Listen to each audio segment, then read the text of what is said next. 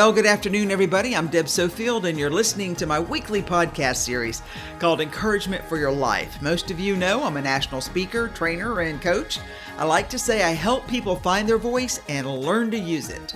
I'm also a conference speaker on the topics of public speaking, presentation skills, how to deal with the media, and crisis communication. I've got a number of other presentations on my website if you'd like to check those out. If your organization has an upcoming conference and you need a keynote speaker, I hope you'll reach out at debsofield.com. I would love to be a part. I've got a number of great books on the market. My best-selling book, Speak Without Fear. My book, Perfecting Your Platform. Both of those are on Amazon and Audible if you like to listen to books. And my series, Encouragement for Your Life, which is a compilation of these podcasts, they're available on Amazon, volumes 1 through 3. Just go into Amazon, type in my name, Deb Sofield, all my books will appear. I'm so glad you joined me today. I've got a message that I really think needs to be heard, and I'm calling it, Where You're Headed is Much More Important Than What You've Left Behind. I'm Deb Sofield. Thanks for joining me. Stay tuned. We'll get started right after the break. So I've had this quote on my desk for a few months now, and while I like it very much, there never seemed to be the right time to turn it into a show until today.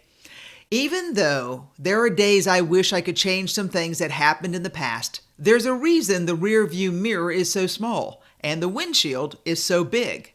Where you're heading is much more important than what you've left behind.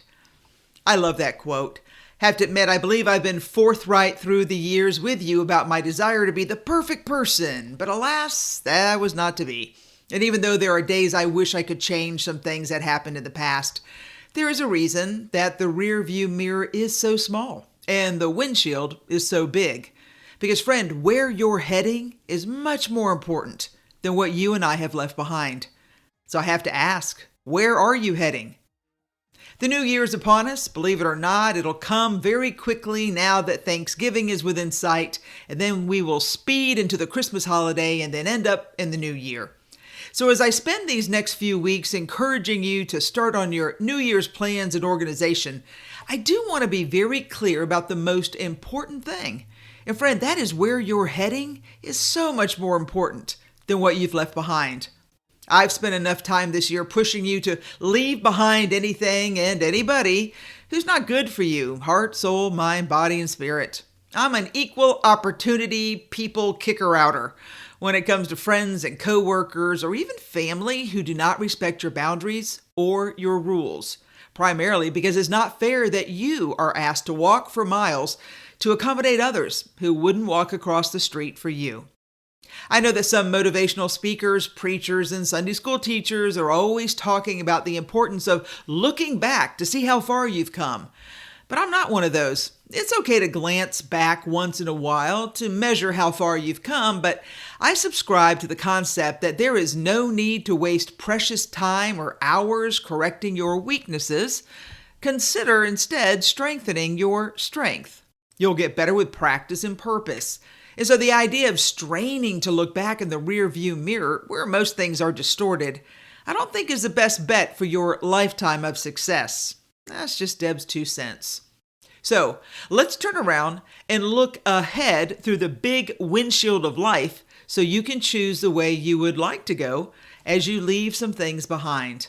No doubt there are days we all wish we could change some things that happened in the past. But remember the inspirational quote you wrote in your high school notebook? The past is behind, learn from it. The future is ahead, prepare for it. The present is here, live it. Hey, that's still good advice, no matter what age you are. Not to dwell on the memories of high school horrors for so many of us, but for many people, the emotions really shaped the challenges, the fun, the pain that those days held for us. As a coach, it's amazing for me to hear stories from clients who can tell me in the most finite detail of their success or failure in those most formidable years of their life. As a friend and coach, it's my job to pull, push, and carry them from the past into the present. Because as my quote says today, there's a reason the rear view mirror is so small and the windshield is so big. Because friend, where you're heading is much more important than what you've left behind. In other blog posts, I've used the quote that says, "You can never leave a footprint that will last if you're always walking on your tiptoe." I know it's a tough love message, but if you truly want to live your best life ever, friends, you're going to need to set a plan and start walking or driving or running towards your life goal instead of tiptoeing, never leaving a mark of your presence. Looking out of the front windshield of life, let me touch on a few ideas where I think you should consider heading. I've spent enough emails, newsletters, podcast themes on not looking back because you're not going that way. So let me redirect so we're all on the same course of action. I'd like to talk about 3 ideas that I think will help you move forward. I'd like to encourage you to let go of the idea of perfect, whatever that means to you. I want you to trust and follow your intuition. Really allow it to work for you. And finally, stop choosing to be so busy you're making everyone crazy with your chaos. All right, my first point. The reason I want to encourage you to let go of the idea of perfect is that the idea of perfect is different for everyone. So don't wrap yourself up and hold on so tightly to your self-imposed belief of perfect that you miss the joy of just being joyful and maybe right and hopefully on the right path. You know the famous quote, "Perfect is the enemy of good." So if that's the truth in any sense of the word, consider for a moment what amazing opportunities you have not pursued or left behind or didn't take full advantage of because you were waiting for the perfect person, the perfect time, the perfect event, for something you assumed might be better. While you're waiting, life went on without you and most likely gave that amazing opportunity to someone else who was ready. All because you let the chance go by, just sitting around and waiting for, perfect? Please stop thinking that the perfect time will come. Take action and make the current time the perfect time to do what you feel is needed. Friend, you must find the strength, time, and resources to do what you've been waiting to do because life is too short to wonder what could have been had you just made the move on almost perfect instead of waiting for perfect, which is rarely perfect in the end. My second point, let me touch on the idea of why it's important that you follow your intuition. Stop doubting and second-guessing yourself. Following your intuition is a personal and physical understanding of your true self. You know, when something feels wrong, you experience a funny feeling when things are out of sorts, and your energy also feels the joy of a new baby and the sadness of great loss. Stop ignoring these telltale signs. I've always believed your intuition is a muscle and you must agree to let it work. And by work, I mean you need to allow it to alert you. And then you need to honor or act on that alert. Many of us have walked into a home and said quietly to ourselves, so as not to alert the realtor, "I could live here." And then you bought the house. Or as some of my friends have told me, they knew the minute they met their better half. It was an instant connection.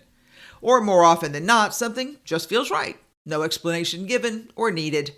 That is your intuition working. When it comes to intuition, when in doubt, trust yourself to take the next step. Sometimes the smallest step in the right direction ends up being the biggest step of your life if you will honor your internal guide. So my final point's this. Friend, you've got to stop making yourself so busy. Seriously. For your health, emotional strength, and physical energy, stop with your self-made need to always be busy. Busyness is not a benefit, and here's why.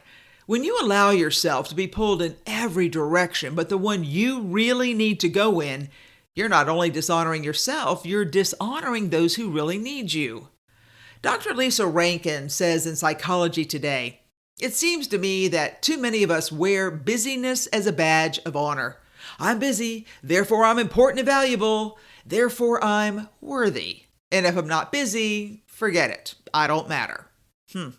If there's ever a lesson I've tried to hammer home these past few years, it's the idea that you matter. You always have, you always will. And you don't need to make yourself so busy to prove your value or to cover your vulnerability about other aspects of your life. The truth is that your busyness is not a virtue. Friend, it's a vice. It is the one drug you've chosen to take and flaunt to others, thinking it makes you look good when, in reality, let me just be honest, you don't look good at all. You look like your life is out of control and you're running to catch up. I hate to break it to you, but no one's impressed with your busyness.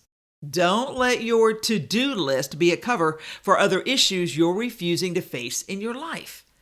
Being busy is just stalling the inevitable crash that's probably coming. And deep inside, you know it. Your gut instinct is yelling at you to get a grip on your life. So set aside your ridiculous need to be perfect and just slow down. Look through the windshield so you can see where you're heading for your amazing life.